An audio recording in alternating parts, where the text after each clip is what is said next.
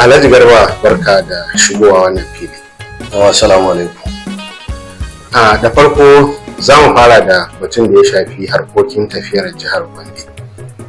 Musamman ganin cewa wannan jam'iyya ta ku ta APC ta take mulki tun shekaru wajen 5 da suka gabata. Yanzu a zango na 2 kuke, wanda kuma mulki yana tafiya kamar yadda ya kamata. Yaya ake ciki dangane da yadda 'ya'yan jam'iyya suke a wannan jihar ta Gombe? To, ka gama jama'a assalamu alaikum. Jawabai da kai, jam'iyyar APC ta tsinci kanta tana da mulki yau a jihar Gombe da karɓar mulki a hannun jam'iyyar PDP shekara 5, muna dab da shiga na 6. An samu nasarori da yawa na maganan yin mulki da maganan gina ƙasa. Amma a wannan gaba da muke na dab mu shiga gaba kaɗan mu shiga kakar siyasar 2027, ya'yan jam'iyyar APC ba su samu yadda suke so ba, kuma abinda su masu mulki ba su ji an faɗa. Yanda aka haɗu aka kafa jam'iyyar APC, aka haɗu aka kori jam'iyyar PDP a jihar Gombe, idan duk wanda yake ciki yake bibiya, in ka buga al'amuran duk wani jigo wanda ya bada gudumawa, yau ko kusan sunansa ɗan kallo ko kuma kusan sunansa ɗan adawa. Amma duk wanda nake magana nan ba za su gane ba in ba jam'iyyar APC da su a shekara ta 2019 ba. Wannan jam'iyya masaniya ne, duk ɗan jam'iyya da yake saurara da kusan mutum 9 ne suka yi takara na primary election, kuma Allah ya ba wa shi gwamnan da yake kai Alhaji Muhammadu Yunusa Haya nasara. Kusan duka ɗan takarar nan suka goyi bayansa, da ma irin shi Bala Bello Tinka da ya dawo daga jam'iyyar PDP, da irin shi Jamilu Isiya gwamna da ya dawo daga jam'iyyar PDP, suka shiga suka haɗu da wancan 'yan takara 9. Amma lokacin da aka zo aka yi gwamnati, daga maganar kwamishina ko advisor, in banda da su da ya tsira da kwamishina, ba wani gida ko wani bangare da aka dube shi don amar sakamako. Amma duk da aka tafiyar yadda take tafiya har aka zo shekara ta 2023, duk da haka da faɗi tashi da aka yi jam'iyyar APC a jihar Gombe ta sake yin nasara.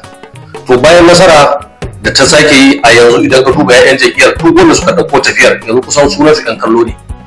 To saboda haka mu da muke hashashe muke hangen nesa, wajen 2027 jam'iyyar APC idan ba ta sake ɗaura bintanta ba, za ta zama abin Allah sarki.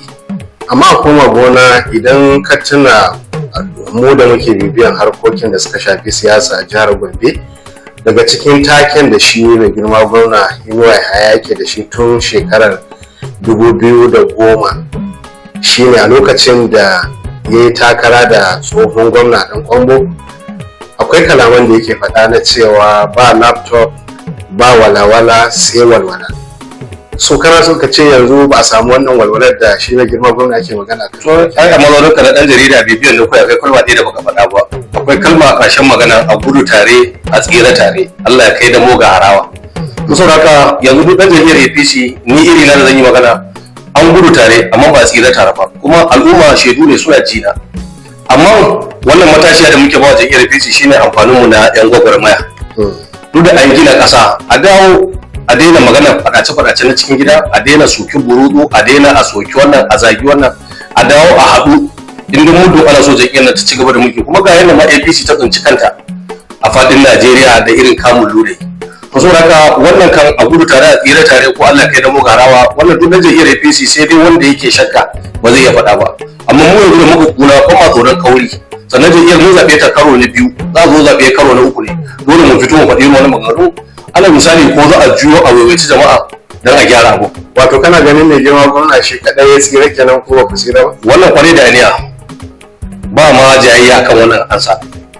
To amma ya kake ganin ya kamata a gyara wannan al'amari, saboda akwai lissafin da ka kawo na 'yan takara waɗanda suka haɗu duka suka mara mai girma gwamna a shekarar 2019 ɗin nan.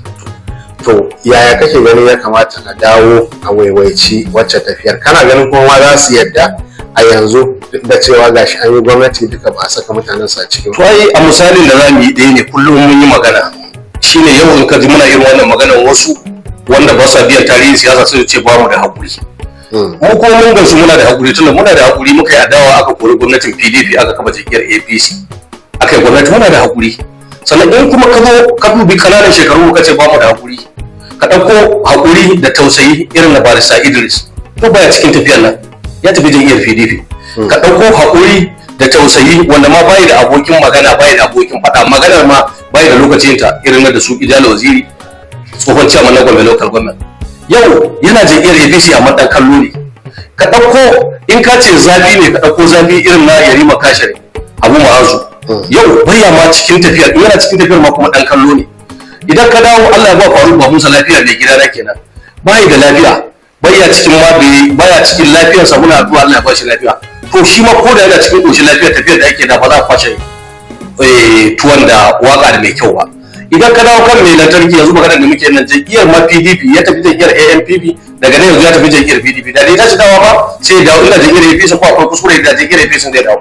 Yau kaga jam'iyyar PDP yake shirye-shirye zai tafi, ko ma zan ce ya tafi. Idan ka dawo yau irin su Bala Bello Tinka suna cikin wanda aka bada gudumawa, suna cikin tafiyar amma baka jin wani tagomashin su ko na. In ka dawo kar kansa shi da Jamilu Isa gwamna, in ka duba du'a mukamman da aka yi ba yaransa. Idan ka dawo kan irin magana sarkin Fulani, shi ma ba mutum bane mai yawan surutu ko magana. Yau shi ne za ka yi misali wanda ake haɗa kafaɗa ake iya tafiya da shi, shi ma kuma dan Allah ya masa haƙuri da buge-bugensa a waje. Amma duk 'yan siyasa da suka haɗu aka gina tafiyar nan a 2019, a yanzu kusan su ɗan kallo ne. Kuma ka dama wannan misali, to saboda haka wajen gyaran sai masu abu sun yarda, an yarda an tafi tare, amma ba a yarda a yi gwamnati tare ba. To akwai wani babban rikici da yake cikin wannan jam'iyya, musamman akan shi sanata Muhammadu Danjuma Goje wanda yake wakiltar mazaɓar Gombe ta tsakiya. Ya kake ganin ya kamata a tunkari wannan matsala, duba ga cewa jigo ne a tarayyar Najeriya ma ba a jihar Gombe kadai ba? Kana ganin an tafi da rikici da shi, jam'iyyar ku za ta kai bantan tabuwa a shekarar 2027?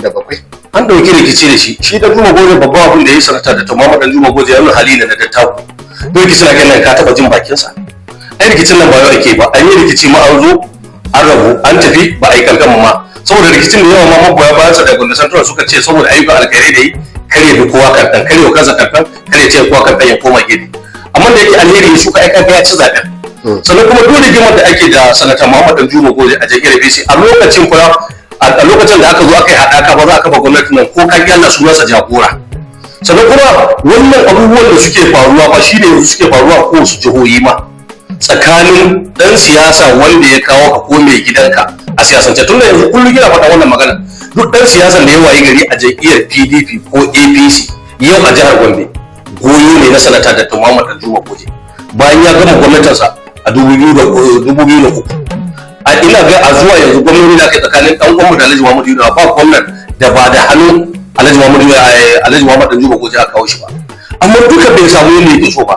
Amma da ya koma gefe ba su yi irin abin da yi ba, to shi sa har gobe yake da mutunci ya ce ta goma shi. Sannan kuma rikicin nan da ya dana yi ba ma shi kallo yake, in ya da rikicin ba irin wanda rikicin za a yi ba. To amma kana ganin akwai hanyoyi da ya kamata a bi domin a warware, musamman ta bangaren su mutanen mai girma gwamna? A to ai mai ɗaki shi dai ya san me yake mara yoyo. Ai na faɗa duka yaransa ne, tsotsonsa ne. Duk da siyasa ne ya zama ta zama wani irin siyasa ta maganar mutum wani mai gida in ya tsaya in ya kafa yaro ce an kafe shi. Yanzu kana gana abin da ya faruwa a Kano ko na maganar Abba da Kwankwaso, amma duk da kaga Abba yi a maganganun da ya yi ai ya nuna shi dan halali. Kana ganin abin da ya faruwa a Jigawa tsakanin Dan Modi da Badaru.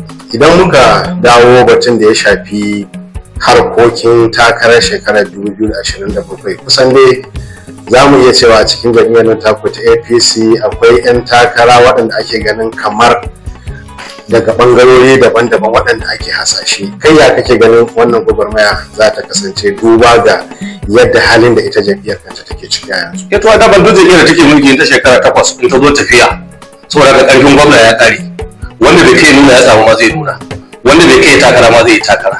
To amma dai mu a bisa hashashen mu jam'iyyar APC in tana so ta je ga nasara, dole ɗan takaranta yana Gombe ta Arewa. Tunda shi gwamnan da yake kai ba mu san abin da hali zai ba, in ya tabbata zai nemi sanata to dole kuma ɗan takaranta ya fito daga Gombe ta Arewa. To nan ne kuma nan ma sai an haɗa da ƙarfi da ƙarfe da dabarbaru na maganar cin zaɓe. Wani shi ne abin da yake tafiya a jam'iyyar APC da duk ma ɗan takarar da zai fito da kowane yanki. Saboda haka yankin Gombe ta Arewa da yake mulki a yanzu a jam'iyyar APC muddin gwamna ya yarda zai nemi sanata, to dole ɗan takarar gwamna zai fito da kowane lokal gwamna guda 5 din nan, dole ɗan takarar gwamna sai fito wajen shine samun sauki da tallan APC a cikin sauki. To lega abin da ya shafi batun tarayyar Najeriya ga yadda ƙasa take tafiya, matsalar tattalin arzikin nan ta ki cinyewa tun da aka cire tallafin man fetur. Baka ganin cewa wannan zai shafi nasarar jam'iyyar ku ta APC a waɗannan zaɓuka da za a yi na shekarar 2027 daga matakin jihohi har zuwa tarayya? Ko muka yi tallan Bola Ahmed Tinubu kuma muke da kyakkyawan tsammani a kansa saboda hukuma da muka shiga irin na gwamnatin Janar Muhammadu Buhari, sai muka yi tsammani Bola Ahmed Tinubu ɗan siyasa ne. Saboda haka muna ganin yadda ya ta gina 'yan siyasa, yana gwamna a Lagos daga jihar Ibadan, Oyo da sauransu, wanda har ya tsallako kusan wannan arewacin Najeriya. Bola Ahmed Tinubu ya zama shi yana da tagomashi, yana da yara. Wani daga cikin abin da ya bamu kwaɗayi muka yi tallan Bola Ahmed Tinubu a zaɓe da ya wuce. Amma duk wanda zai gaya ma gaskiya a wannan kamun da yake na cire tallafi da aka yi da gangan, in dan mutanen Najeriya kake mulki aka shiga cikin wannan kuwa, ya kamata a ji kukan mutane a koma baya. To amma mulki ake na kama karya, mulki ake kawai ba dan maganar talaka ba dan maganar dan Najeriya ji daɗi ba. Saboda haka wannan ya kashe tagomashi na jam'iyyar APC a zaɓen da za a yi na 2027. Saboda haka dole jam'iyyar APC a maganar national tallanta sai namiji sai jam'iyya. Dama kana ganin akwai wani gyara da za a yi ne kafin wannan lokaci, ko kuma dai kawai bakin alƙalin ya riga ya? Gyara da za a yi shine ɗaya, har gobe ɗan talakan Najeriya yana da sassauci, yana da haƙuri. A dawo a mai da ƙasar yadda aka same ta da. A dawo da maganar tallafin nan, in an yadda talakan Najeriya zai mora. To amma ka duba hashashen su da abin da suke tafiya, tallafin ma ba su gama cire shi ba, farashin man fetur ba su je ba ne suke so su je ba. To in wannan abin ya tabbata, to maganar tallan jam'iyyar APC a 2029 na zai Allah a 2027 sai namijin gaske. To a nan jihar Gombe akwai ita jam'iyya ta adawa, babbar jam'iyya ta adawa, wanda ita ɗin kanta ita ma kamar tana cikin rikice-rikice. Ba ka ganin cewa APC za ta iya samun nasara duba ga yadda su ma har yanzu kansu ma bai haɗu? To wannan lokaci ne ke nuna kansa. Muddin rikicin jam'iyyar PDP ya ci gaba da tafiya haka, to kusan duk kurakure da na gaya mana jam'iyyar APC nan kamar mugun filanci yake so a ba jam'iyyar APC. Amma muddin suka haɗa kansu, suka yarda da gaske, suka cire ɗan takara da gaske wanda za su iya cin zaɓe, ya zama ba magana da raguwar kai, nasarar su tana da sauki. Ko a zaɓe da muka yi na wannan karo da aka koma, kullum muna gaya mutane ba maganar kuɗi bane ko ƙarfin mulki, maganar rikicin jam'iyyar PDP yana cikin abin da ya taimake mu na cin zaɓe da sauki. Kuma duka da rikicin jam'iyyar PDP ka duba yawan ƙuri'un namu tsakanin namu ga wannan mai bibiyan al'amuran siyasa, sannan ka duba irin rikici da ya balle na jam'iyyar PDP, ba local government kwaya ɗaya, local government 11 da bata da rikici na cikin gida, amma duk da haka ka duba ƙuri'a da ta samu. To za ka jam'iyya ce wanda take nuna ma cewa ta yi mulki a jihar Gombe, ta yi mulki a Najeriya, kuma har gobe tana da tagomashin ta a jihar Gombe. Amma babban abin da zai hana ta nasara a zaɓe shine faɗan cikin gida. Amma muddin ba faɗan cikin gida, jam'iyyar APC sai mun naɗa gwiwar wandonmu, sai mun naɗa hannunmu wajen bugawa da jam'iyyar PDP a shekara ta 2027. Kai matashi ne, kuma matasa suna ta yunkuri cewa yanzu ya kamata a ce lokacin matasa ya yi. Kai ma kana da wani ra'ayin na cewa yanzu lokacin yana matasa, ko dai a ci gaba da bin dattawan a hankali har a girma? Ba wani maganar bi a hankali ai. Ai mu ne muke da yawa, mu muke zaɓe. Kuma in ka duba duk azabar da ake gana mana nan, ai a hannun dattawa muke tafi da. Wancan kukan da muka yi hannun dattawa ne. Wannan karan hannun dattawa muke ciki. Idan ka goma gulla da Bello Jonathan, duk kukan da aka yi yana da ƙananan shekaru akan biyu da suka gaje shi. In ka duba yanzu bayan bayyana, ai muna gane cewa shi adawa da aka masa ba masa adalci ba. Akwai hasashe da ake yana cewar ma mai yiwuwa zai iya sake takara a karkashin jam'iyyar PDP. Kana ganin cewa idan ya sake takara na tuna matashin ya dan uwan ku akwai yiwuwar ku iya bisa kenan? Ai yanzu da Bello da Bello Jonathan zai iya sake takara, kuma wanda jam'iyyar PDP ta ara masa lokaci. Ina tabbatar ma abin da ya faru a Amerika a wannan satin zai iya faruwa a faɗin Najeriya. Wato ma'ana zai iya kaiwa ga da sake. Zai iya cin zaɓe. Ai kowa ya gane a ƙasa da aka yi, amma kabilanci ne ba gazawa ba. To a ƙarshe me kake ganin ya kamata mai girma gwamna ya yi wajen ganin cewa ya taimaki mutanensa? Kusan za a iya cewa wannan kalma ta taimako tana daga cikin kalaman da suke iya harzuka shi. To ai Alhaji Yusuf, abin da ba so gaskiya ne, ba so gaskiya, sunanta gaskiya. Kullum muna faɗa, mun yi tallan jam'iyyar APC lokacin da gwamnatin PDP take mulki a jihar Gombe, amma lokacin da amanmu yake fitowa ana yadda, amma lokacin da take gwamnati faɗan mu da duk wani ɗan jam'iyyar APC a yau, duk wanda yake gani ba mu kai ba wajen mu sake daga murya ne na magana na muga an yi kuskure a taimaki mutane. Kuma ko ana so ko ba a so, abinda jam'iyyar APC ta gaza a cikin mulkin da ta yi a shekara shida shine wajen kira ɗan adam. wannan shine yanda aka gaza ko ba a so a faɗa. To kaga tunda ba a so a faɗa ma ba a so a gyara.